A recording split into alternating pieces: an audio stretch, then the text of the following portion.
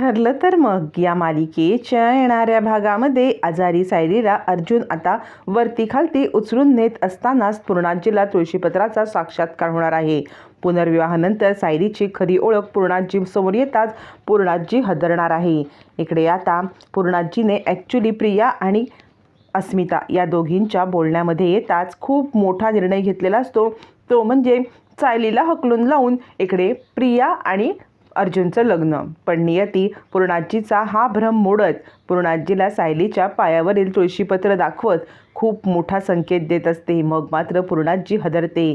कल्पना पूर्णाजीचे कान उघडते आणि आता प्रियाची खरी तपासणी करण्यासाठी लावते. आणि या सगळ्यामध्ये पूर्णाजीला आत्तापर्यंतच्या वागण्याचा पश्चाताप होत आपण सायलीवरती चुकीचं कसं वागलो, आपल्या तन्वीला आपण किती त्रास दिला, या सगळ्याचा पश्चाताप होत स्वतः पूर्णाजी हात जोडून माफी मागणार आहे.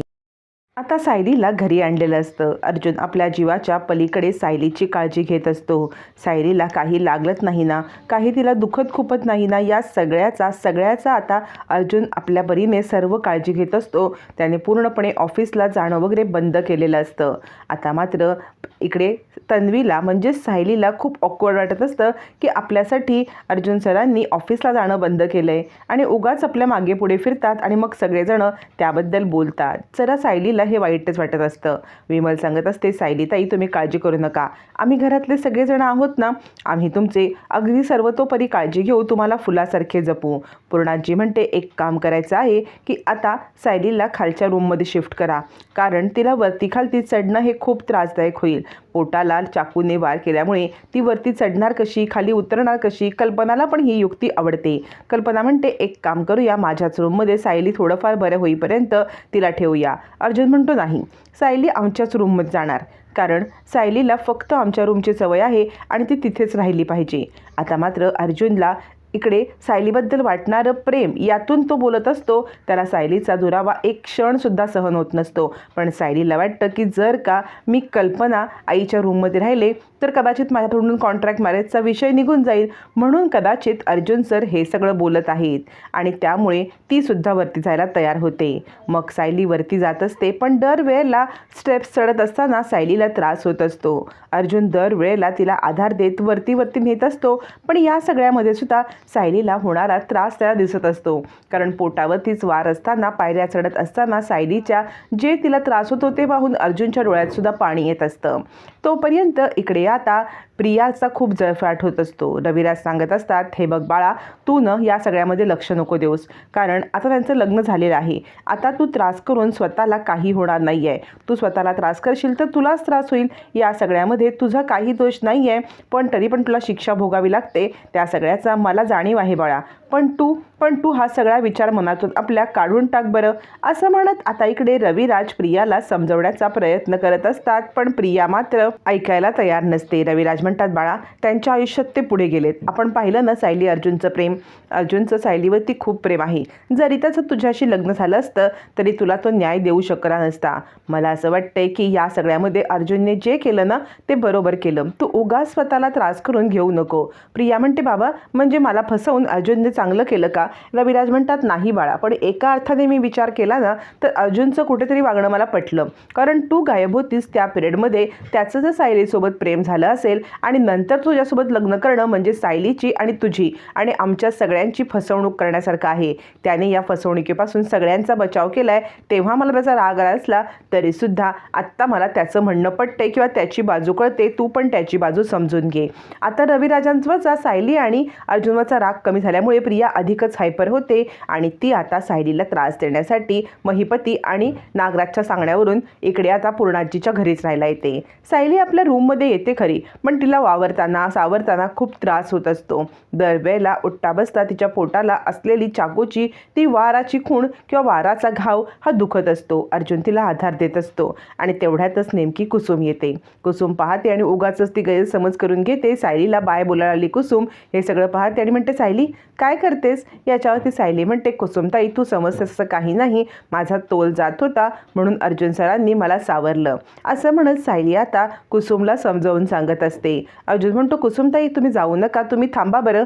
कुसुम आता विचार करते, खरंच सायलीला माझी गरज आहे, मला थांबायलाच पाहिजे. आणि कुसुमचं थांबणं प्रियाच्या आता अगदी विरुद्ध जातं. प्रियाला तिचा प्लॅन वर्कआउट न करण्यासाठी खूप मोठा हातभार कुसुम लावत असते. आता प्रिया इकडे पूर्णाजीच्या घरी येते. पूर्णाजीचे कान भरत असते की सायलीमुळे अर्जुनचा पण जीव धोक्यात होता, त्यामुळे पूर्णाजी तिचं गुणगान गायची काही गरज नाही आहे. ती मुलगी खरं तर अपशकुनी आहे. बघितलंत ना, आमच्या इकडे आली, आश्रमामध्ये मधुभाऊंना जेलमध्ये पाठवलं, आता इथे आली, इथे आल्यावरती काही ना काही तिच्या गोष्टी चालूच आहेत. याच्यावरती आता मात्र इकडे कुसुम सांगत असते अर्जुनला, मी तुम्हाला एक गोष्ट सांगू का, जोपर्यंत ही प्रिया इथे आहे ना तोपर्यंत सायलीच्या जीवाला धोका आहे.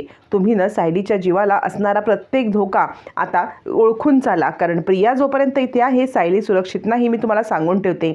जोपर्यंत प्रिया इथे आहे तोपर्यंत मी पण इथे राहणार. अर्जुन म्हणतो, तुम्हाला प्रियावरती संशय का आहे? याच्यावरती कुसुम म्हणते, तिला फक्त मीच ओळखते. अर्जुन म्हणतो, तुम्ही काळजी करू नका, तुम्ही पण इथे थांबा, मी सुद्धा सायलींची काळजी घेण्यासाठी थांबणार आहे. तुम्ही सांगताय म्हणून नाही, तर मला सुद्धा सायलींची खूप काळजी वाटते. असं म्हणत अर्जुन आता प्रियावरती बारीक लक्ष ठेवून असतो, जेणेकरून तिने सायलीला कोणताही त्रास देऊ नये. कुसुम आणि अर्जुन दोघंजण प्रियावरती अगदी घारीसारखी नजर ठेवून असतात, म्हणजे कोणत्याही प्रकारचा प्रियाकडून धोका होऊ नये. पण इकडे पूर्णाजी चिडलेली असते. त्याच्यातच आता पूर्णाजीला खरं तर प्रिया सून म्हणून हवी असते, आणि म्हणून ती चिडूनच एकदा बोलते की या घरची सून खरं तर माझी तन्वी व्हायची, काय सोहळा केला असता मी. मग रागातच अर्जुनने लग्न केल्यामुळे आता पूर्णाजीला तो आपला अपमान वाटत असतो. पूर्णाजी अधिकच चिडलेली असते आणि ती विचार करते, ते काही नाही, कधीतरी असा वेळ येईल की या तन्वीला मी माझी सून बनवेन, नियती काहीतरी चमत्कार करेल, अर्जुनला समजेल या मुलीचं खरं रूप. पण त्याच वेळेला पूर्णाजीला आता मात्र एक कॉल येतो आणि पूर्णाजी हादरते. तोपर्यंत इकडे आता नागराज आणि महिपती यांनी प्रियाला कॉल केलेला असतो की काय झालं, पण साक्षी सांगते नाही, ती सायली लवकरात लवकर बरी होत आहे, आपल्याला काहीच करता येत नाही आहे. महिपती म्हणतो, बघ हो, नाहीतर आता आपला प्लॅन तर फुकट जाईलच, पण ती प्रिया पण पकडली जाईल. प्रियाच्या पकडण्याची वेळ आलेलीच असते.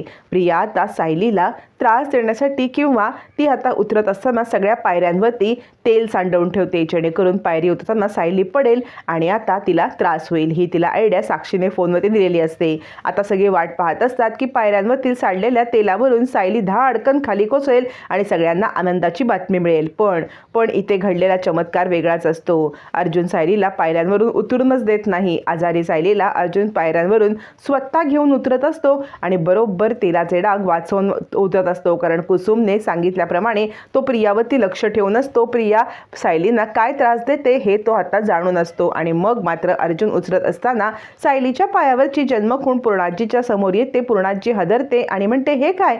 याच्यावरती सायली सांगते, ही तर माझी जन्मखूण आहे. पूर्णाजीला धक्का बसतो. आत्तापर्यंत प्रतिमाचा होणारा भास हा सगळा या जन्मखुणेचा प्रताप होता. पूर्णाजी हादरते.